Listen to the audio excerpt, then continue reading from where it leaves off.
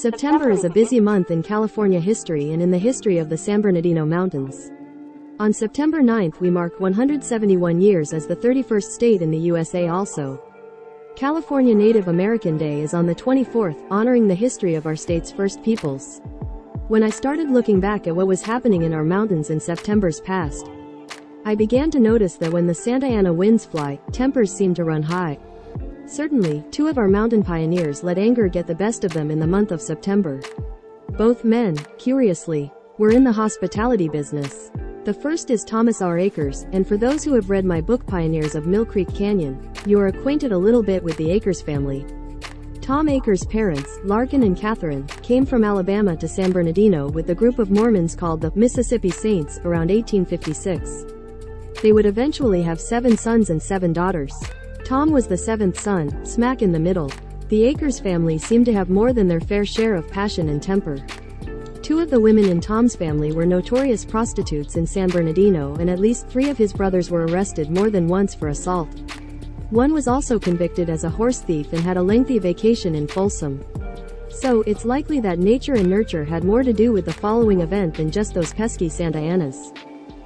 On September 29, 1900, the San Bernardino Daily Times reported, Thomas Akers is the proprietor of a large farmhouse, forest home, in Mill Creek Canyon, and during the summer months he is accustomed to take in a few boarders or lodgers.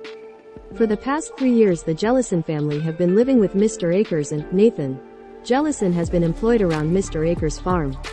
Last month, when several guests were at the Akers home, Jellison pastured a calf directly in front of the house. Akers asked him to take the calf to some other place, and, during a heated argument which followed, Mrs. Margaret Jellison, who was standing nearby, picked up a cribbage board, and walking up, struck Akers a violent blow across the face. Akers hit back, striking Mrs. Jellison square in the face and knocking her down. He was then set upon by Jellison, his daughter, Alice, and also Mrs. Jellison, who had regained her feet, and Akers was forced to run from his house. This is the story told by Akers. Now, as famed film producer Robert Evans is famously credited with saying, there are 3 sides to every story: your side, my side, and the truth. And no one is lying. Maggie Jellison also gave interviews to the press, and in her version of the story, the quarrel started in the orchard and moved to the house. I asked him to let me move the chair to pass, and he kept using vile language. When he wouldn't let me move the chair I said, Mr. Akers, you have been aching for a row or for a fuss all the forenoon. You dirty scrub. My daughter was standing at his left side trying to get him to be quiet and stop using such vile language, as there were strangers boarding there, and he called me a vile name and struck me in the face. I told him I wouldn't take that from any man and hit him. Then he hit me a second blow, bruising my face and knocking out a tooth. Well, the truth is in there somewhere. But no matter how they arrived at that impasse, flaring tempers got them there. The second of our hard-fisted mountain men was Sylvanus Thurman. Thurman and his wife Amanda came to Mill Creek Canyon to live with Amanda's father, Peter Forsee, on his apple ranch in 1877. By the early 1880s Sylvanus had built his own ranch just down canyon from Forsee and was freighting for the Bear Valley Dam and conducting burro trains for tourists, sportsmen, and prospective businessmen into the mountains. In the 1890s, he secured a state land patent to 120 acres at Bluff Lake and built log cabins and a lodge there for a resort. Many different documents suggest that Thurman was a man of quick, intense temper. On September 6, 1902, it was reported that Sylvanus Thurman had been arrested and charged with the battery of a Chinaman. Now, the arc of the mountain man's anger was quite peculiar. According to the San Bernardino Daily Times Index newspaper, the Chinaman's version of the affair is that he had suddenly signified his intention of leaving the employ of Thurman, not caring to continue in the mountains, when he had a better offer to work for a mining outfit. Thurman first remonstrated in words saying, "John, you no go, you likey me, and stay." Then, when these blandishments failed, the Mongolian alleges that force was used. Apparently, Thurman beat him with a frying pan and any other old thing he could lay his hands upon. These 2 situations had very different resolutions. In Akers' case, the Jellisons filed suit for damages, placed a lien on his property, and kept filing more suits for reclamation of wages they alleged went unpaid, etc. Akers asserted that the whole brouhaha was a money-grabbing scheme, and, in this long light of time, it would seem that he might have had a point, though it doesn't excuse his brutality against Maggie Jellison. Over 5 long years in court, Akers paid bankrupting legal bills and ultimately had to sell his beloved forest home. At the end of it, Nathan Jellison won only $80.02.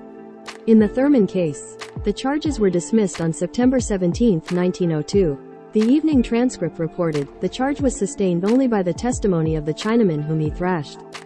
The other witnesses testified that the celestial son of the flowering kingdom received only what he deserved. Assuredly, in these scenarios, anger and hatred overwhelmed whatever finer nature these men may have had.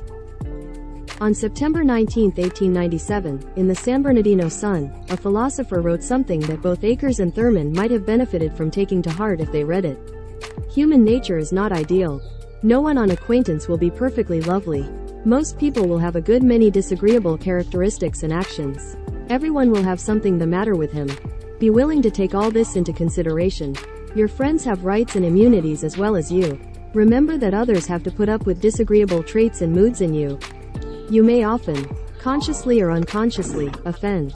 You may have annoying habits which you cannot help or of which you are unaware. Or there may be moments in which you do not feel like exerting yourself to be pleasant, or moments of surprise in which you give way to long-resisted temptations, outbursts of spleen, irony, or sarcasm. Bear in mind your own frailties and your own provocations and let the recollection temper your judgment of others. Excellent words to ponder when the Santa Ana winds blow in and get under our skin. Enjoy the beginning of autumn and stay safe and well. Image number 1, half of the Akers family, 1875. Seated from left to right, Franklin, Larkin, Catherine, John and Richard. Standing from left, Oregon, William, Thomas and David. Image number 2, an early photograph of Forest Home by Fred Finkel. Image number 3, the stage arriving at Akers Forest Home. Image number 4, Sylvanus Thurman. Image number 5, Thurman with guests at his Bluff Lake Resort. Image number 6, Bluff Lake Resort, 1898.